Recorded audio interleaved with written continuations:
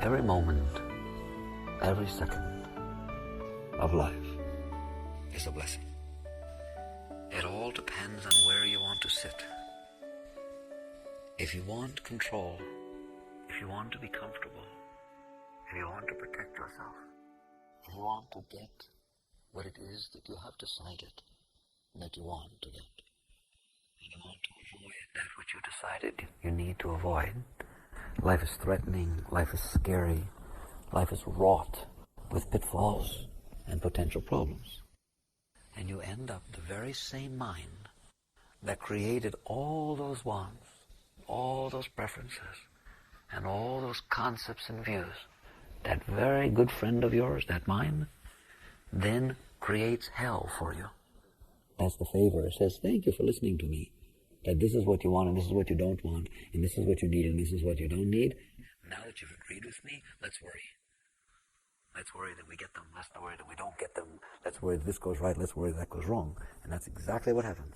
If you buy in to the part of your mind that is convincing you that you know what's good for you, that you know what will get you into a state that you want to be in, the very act of buying that preference will cause you to worry, will cause you to fear, will cause you to go through mental perturbations that just won't leave you alone. They just start and they go on in the morning and they go on during the day and they go on when you're alone and they go on when you're interacting with people, and you'll go through your day looking to see if you can make happen what you want and whether the events that are happening are in line with what you want. It's always judging based on that which you want against what you don't want, and your whole life becomes one of anxiety. You don't know it because very few people ever get outside of that. They consider that normal. This is just normal to be neurotic. What you have to put that in deference to is go deep in meditation and then come out and walk around when you're at peace. Meet people, see situations, and so on, and you realize that you have set for yourself the things that you think you need, and that drives your mind crazy. Just to want something drives your mind crazy. So basically, if you set aside what you like against what you dislike. Now, from a Western point of view, you look at me and you say, what, are you crazy? Of course I set aside what I like from what I dislike. I don't know anyone that doesn't. I mean, that's what you do in life. You set aside what you like from what you dislike. I dare you to take a look and see what the effect is of setting aside what you like from what you dislike. You think that the reason that likes are a problem, even when you get spiritual, you think, well, the reason that likes are a problem is because if you don't get them, then you get all anguished and problematic and bothered and so on. So I understand. So really I'm not going to be too involved in it. What you don't understand is just the very act of setting aside what you like against what you dislike, forget getting it or not getting it, causes the mind to be incessantly active. It thinks about it all the time. It's constantly thinking about, well, how do I get this? What do I do? If you meet, let's say you decide you want to get married. Very simple. I want to get married. What's wrong with that? Nothing. People want to get married. I understand. All right? I want to get married. We'll start with that one. Then we'll go further with you. All right? So all of a sudden, the simple thought, I want to get married, but of course you don't have anybody. You're not even dating anybody. All right? But that doesn't seem like that should be so problematic. Okay? You're just kind of setting aside a little preference. I prefer to be married than to not be married. Big deal. Okay, once. You're looking down the street and somebody comes up and says, hello. Some guy. And I'm telling you, immediately, the mind starts. Well, what's he like? He's not bad. He's pretty good looking and so on. And you start to check him out. Or the other way around, check her out, whatever the heck it is going on. Don't tell me people don't do that, all right? You are judging based upon your preference system. The thing that you're meeting in this world is going through that filter. And then if all of a sudden you kind of do that thing inside your mind, you were happy before you saw the person's coming, you weren't even thinking about the marriage thing, then all of a sudden this person comes, oh, hi, I haven't seen you for many years, you know? Oh, your mind starts going, and it immediately starts thinking about what you like against what you dislike. I dare you to watch. That's what it does. It either you like it or you dislike it, and it starts doing that gig. And you get a little bit out there inside your own head, well, he's not bad, and maybe it's possible, and it's kind of like this, and yeah, he's working, it's a nice thing, I like guys at work, and blah, blah. And all of a sudden, some girl comes running up and hugs him and says, oh, George, where you been? I've been waiting for you, come on, we have to go register for our wedding or something, all right? And all of a sudden, your heart goes, oh, like this. Like, takes the wind out of it. I mean, like, don't you understand? There was nothing happening. There was nothing happening. The person you knew walked up on the street and said hello. But you did all of this inside of you, didn't you? There was no reality to it. And it was all because of setting aside what you like against what you dislike. Do you hear me? And no matter what it is, decide, be married and decide you want to have a baby. Just decide. Oh, don't tell anybody. All right? Just decide. Let's go into details of what that will do to your life. What that will do to your marriage life, what that will do to every single thing that goes on in your life. If you have that, the minute it enters your head, everything changes. Everything has a different meaning than it had before. And you can't enjoy different situations because they're not an end in and of themselves. They're a means to the end. That's what happens the moment you set aside what you like against what you dislike. And I'm not talking about getting hung up on it and being neurotic about it. Just having a preference within your head makes happen what I just said. From that moment forward, every single thing you do passes through the filter of what you set up inside your mind, of what you like against what you dislike. And so it either creates fear, or it creates desire, or it creates anxiety, or it creates thought patterns, but all sorts of stuff goes on inside your head because you set aside these preferences. Again, you have to be able to compare that with what it is like for that not to be going on. What it's like to be able to meet somebody and let them be what they are in and of themselves. What it's like to be able to have complete experiences. Each experience stands alone. It is complete within itself. That is the comparative life I want you to see. So for example, you're married and your husband or wife come home and you feel this great joy. It wasn't, did they bring flowers? It wasn't, are we going to have a baby? It wasn't this, that, any kind of thing. It was just the act in and of itself was sufficiently uplifting. Then the next act happens, and the next act happens, and the next act happens. And each one in itself is sufficient. So you're sitting there and, you cook dinner for your wife. She's out working, and you went out and played and cooked this dinner. All right? Now I'm telling you, that act is very different than you have in your head that you want to talk about, isn't it time to have the baby talk? See, men do it too. All right? Isn't it time to have the baby talk, and you're kind of softening it up that you went and made dinner tonight while she was working or something like that? While you're cooking that dinner, when she is coming home, when you are serving that dinner, it is a totally different experience if you cook that dinner for the purpose of cooking that dinner. And there was no other motive, there was no other thing going on. It was an experience that was complete within itself. There's nothing that can go wrong with that experience. I told you, I started by saying every single moment of life is an experience that is complete and whole and worth living. It's a miracle. It's an opportunity for tremendous excitement and growth. Every single moment, and I'm not exaggerating, every moment. The reason that doesn't happen, the reason that the only moments that are Kodak moments are the actual wedding, the birth of the baby, the vacation in Rome, is because your mind did that to you. You will notice that all the moments that are Kodak moments are ones that you had predetermined beforehand would be Kodak moments. You said that this is something worth having happen. This is something I want. This is something that will make me happy. Therefore, when it actually happened, you wanted to memorize it, memorialize it, and save it because it seemed like an important experience. What was it like up to that point?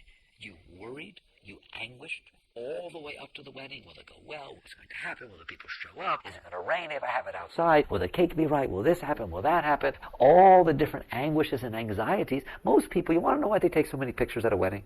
Because most people don't go to their own weddings. It's probably the least experienced moments in your life because you made such a thing out of it that you're scared to death. You have so much anxiety. You have such a big thing going. You plan the thing a year in advance, right? And every day, all this going on. How are you possibly going to be present at the wedding? You have all these things down that are supposed to be happening. So you ruin the experience totally, and so you pay somebody a great amount of money, and you sit there and take all these pictures so that afterwards, after it's all over and it worked, we can enjoy it. That really wasn't such an exaggeration. All right? What causes that? Preference. The root of that is preference. You set aside that moment for other moments, didn't you? Your mind tells you if you set aside moments as special, that makes them special? If you set aside moments as special, it destroys every other moment. It's that simple. So you get to where you catch on with this, you watch this. How many special moments end up being special and happening? Look at them, really in your life so far. You can count them on one hand, okay? There's things that you wanted to memorialize. How many moments did you miss? How many moments are there in a day? How many experiences do you consider like really important and meaningful and so on? How many moments have there been? Because every moment is an experience.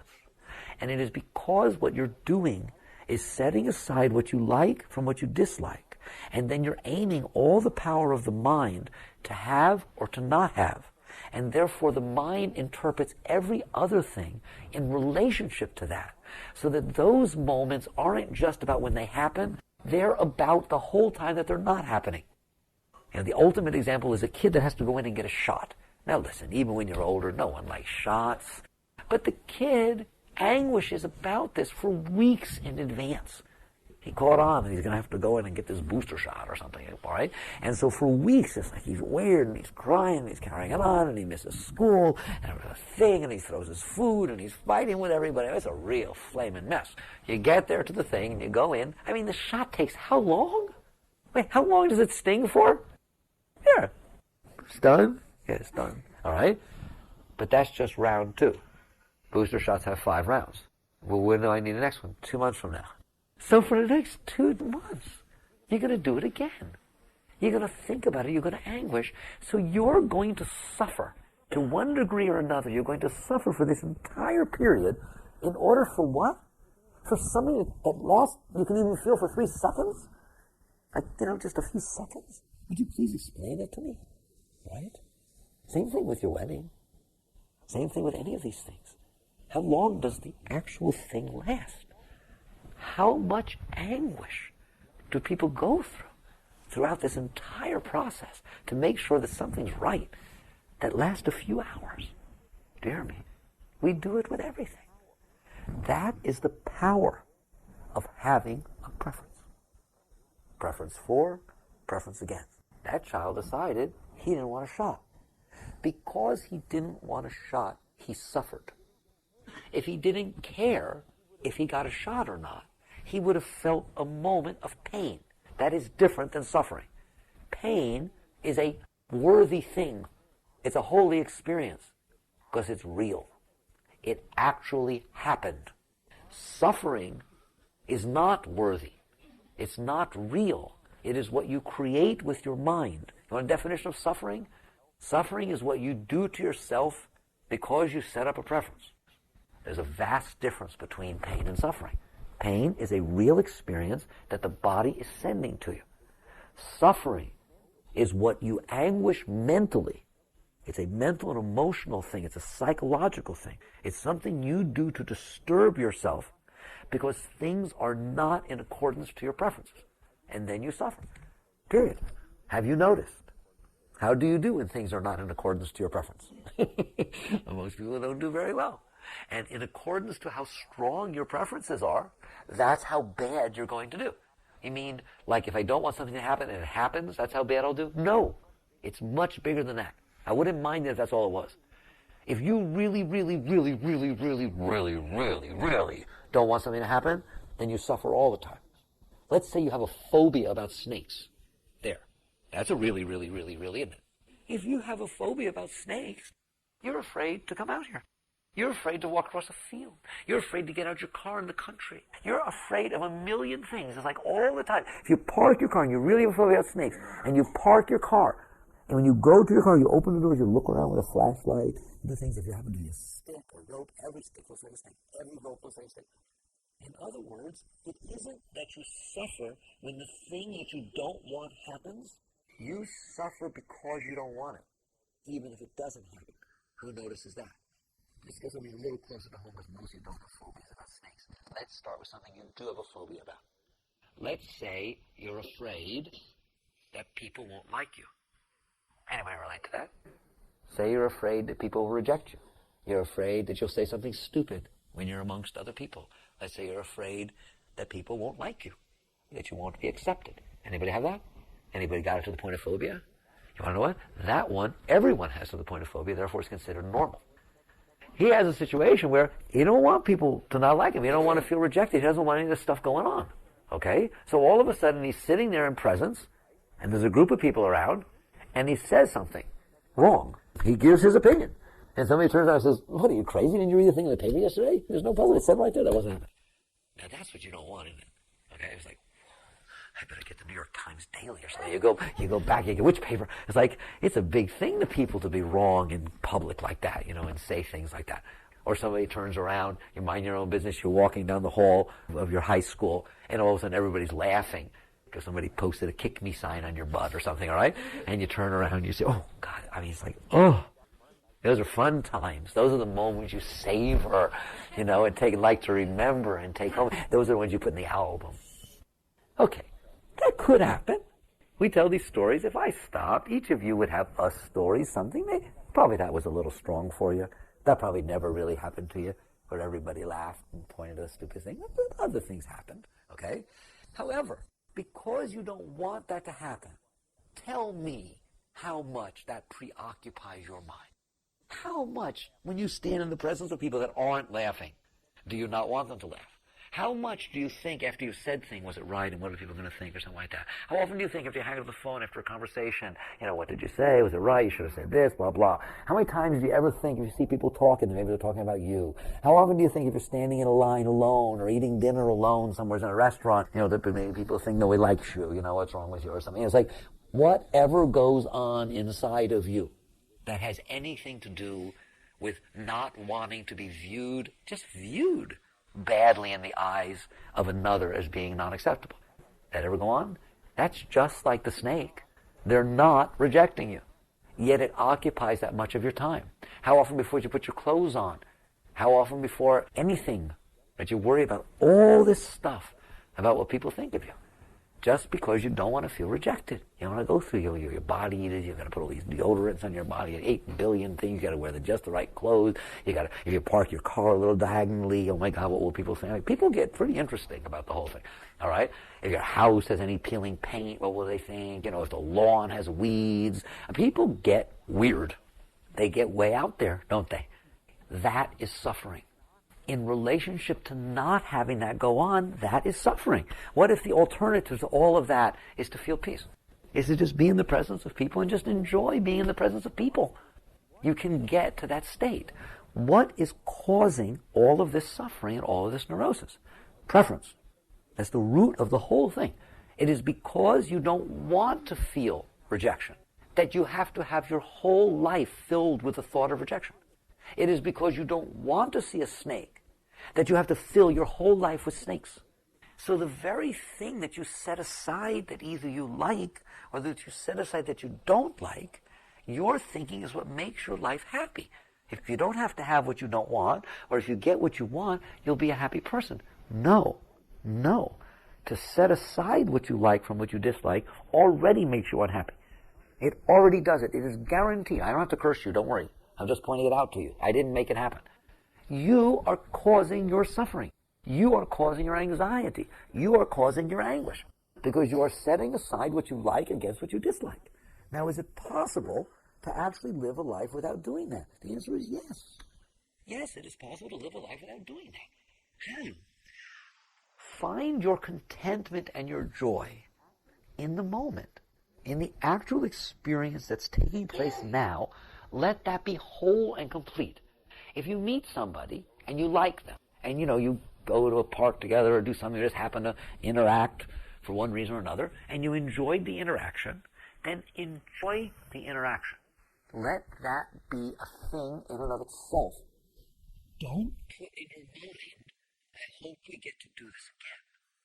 Because if you put in your mind, I hope we get to do this again, instead of looking back and feeling the joy of the moment that happened, you will look back and feel anxiety as to why they haven't called again, or how can you run into them again. You all of a sudden took a positive moment and turned it into a permanent anxiety. Isn't that amazing? And it all happened in the very act of setting aside what you like from what you dislike. Either one. It doesn't matter. They're the same. Just say, I want something to happen. Just say, I don't want something to happen. And you are going to suffer. You're going to ruin your life. Now you say, well, that's pretty strong. No, it isn't strong. Your life is a beautiful thing. Every moment is a beautiful experience. Every moment is an opportunity to explore the experiences of life and to explore yourself. Because every experience of life brings up a different part of you, doesn't it? Have you noticed? Like every minute, there's something different going on inside. It's just a different landscape. It's a different way of thinking. It's a different way of feeling. It's a different energy flow. It's a heart that's opening. It's a heart that's closing. It's a million, billion different things that shift inside as things shift outside. So all of life gives you an opportunity to experience new experiences outside, and it gives you an opportunity to learn more about the nature of yourself, of your being, inside. What's wrong with that? Why can't that be a thing in and of itself? So somebody came, and I was walking in the woods, and all of a sudden a stick cracked, and I get scared, and somebody was walking behind me. Okay, that's it. Wasn't that neat? No. No, it wasn't neat. Why? Because you don't want to get scared, preference. I dislike that experience. Therefore, I don't want it to happen again. Therefore, I'm going to, for the next 2 hours, watch carefully and shine my flashlight around to see whether anything else is going to happen, because I didn't like the experience of feeling that fear rush up inside of me. So now that one experience that could have been a fun experience, a rush of energy, a rush of fear, became something that ruined the whole rest of your walk. Don't tell me you haven't done that. The problem is nobody calls you to bay on that. Nobody talks like this and sits right down and makes you take ownership of what you are doing to yourself.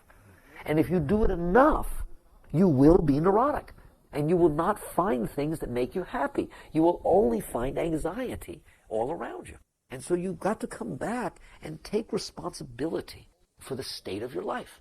But when I say that, I don't mean get married, have a child, get your job together, straighten out your finances, take responsibility for your life. You have to take responsibility for the experience of your life, for the willingness and ability to experience what's happening in your life. And every moment is beautiful. Every moment is worth experiencing, is worth having. They are not preliminary moments that lead up to something you want, and they are not preliminary moments that are heading toward someplace you don't want to go. But that's how you live. And I'm telling you, those in-between moments get filled with the fact that you haven't gotten yet what you want, therefore you may not get it, i.e. anxiety, or get filled with the possibility that you might indeed be heading, this might be a precursor toward heading toward what you don't want, and you know you don't want it, therefore fear and anxiety. So in both directions, you become filled with fear and anxiety. Fear that you won't get what you want, fear that you will get what you don't want. How do you break that? Stop setting aside what you like from what you dislike. Go to the root of the problem. The way you do that is to focus yourself in the moment. If an experience happens and it causes a shift in your energy inside, immediately say to yourself, good, good. Right away, because right away the mind wants to say, no, I don't like it. All right, now what's supposed to happen? I don't like it. Whose fault is it? And what can I do about it? How do I stop it from happening again? No, right away, you've done that, all right? If an experience happens that is positive, that you feel you like a rush of energy, all right? Just say, good, good. Something happens, you know, like, good. In other words, I'm glad that these experiences are happening to me. And that's the end of it. I enjoy the experiences that are happening to me. I enjoy the experience of happiness. I enjoy the experience of sadness. I enjoy the experience of beauty. I enjoy the experience of repulsion. I enjoy the experience of pleasure. I enjoy the experience of pain. Whatever it is that is happening naturally, that comes up inside of me, good, good, thank you. Every single experience is the same. They are all experiences. They are, in the vernacular, what happened next. Right? The whole universe has been passing through time and space. This is what happened next. If you will do that, you will lose this preference consciousness. If you are willing to enjoy and experience what is actually happening, and all of them are okay with you, then why do you care what happens? And you'll start to get to the point where you'll see that the moments are more exciting if they happen by themselves. And that the only reason you weren't able to let them happen by themselves is because you had preferences. You had a preconceived notion of what you wanted to happen, your preconceived notion of what you didn't want to happen, so now you must control all of it. You're wrong. You don't have to control it. What you have to do is experience it. And if you are willing to experience the moments fully as they unfold, you will begin to feel the joy and contentment and peace inside of you. And in truth, this is the only way to free yourself. You will never get what you want, and you will never avoid what you don't want. Oh, you will for a minute. So let's say, watch, let's say you don't want to see a snake. You really have a phobia. I don't want to see a snake. I really don't want there to be a snake when I open that door. Oh, please, God, I don't want you to pray. That's good. Pray, I don't want to see a snake when I open that door. Okay, now imagine how happy you're going to be when you open that door and there's not a snake. Now we're done? No more stuff about snakes? It's over? Give me a break. The very fact that you would be that way about not wanting to see a snake means it will last for 1/10000000th of a second. That you open the door, there's not a snake. Well, at least it's not there. Maybe it went further in the house. So you're not going to get away from it, are you? So this is the pain you create for yourself. The more you want something or don't want something, the more it possesses every moment of your life. And therefore, it can't be satisfied. Because it's never over. It's never over. The only way it will be over is when it leaves the mind. But it won't leave the mind just because an experience happened or didn't happen. Okay? I don't want to be hit. I don't want anybody hitting me. I'm scared to death. I don't want anybody hitting me.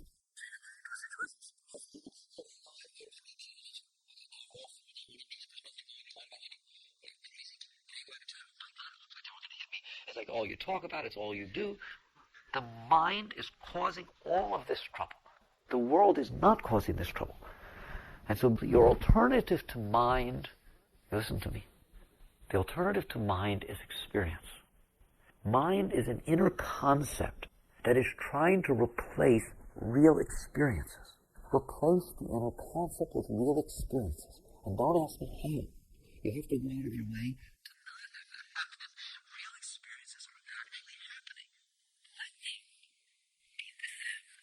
Appreciate them. You can essentially worship them. They will move you so deeply that the very experiences that you used to avoid or cling to or do things with, the very fact that they come and go by themselves is like unbelievable. It moves you so deeply as they're passing by. Like, whoa, look what happened. Far out.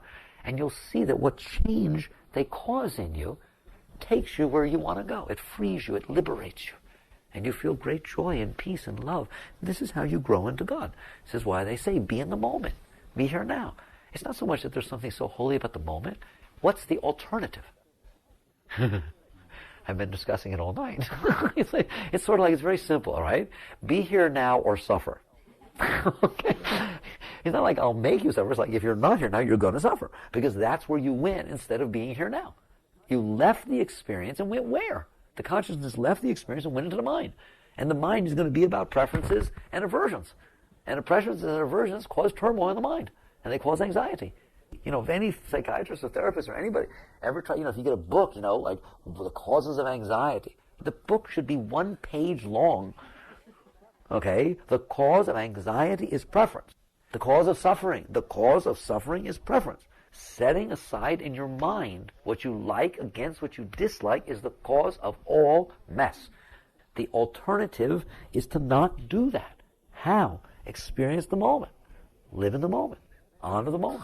Worship the moment. If you will put your whole being into the moment that exists, you will do fine and life will do fine. Believe me, you both will get along very well.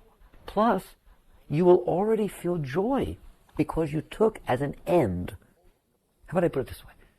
Each moment is an end game.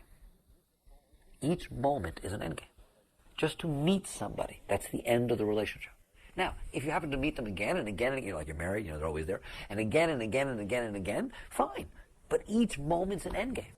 Everything, every meal you eat, every situation you do, everything you go through is an end in and of itself. It has no other meaning.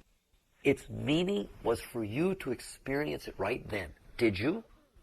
Or were you busy trying to give it other meaning, like some grander meaning?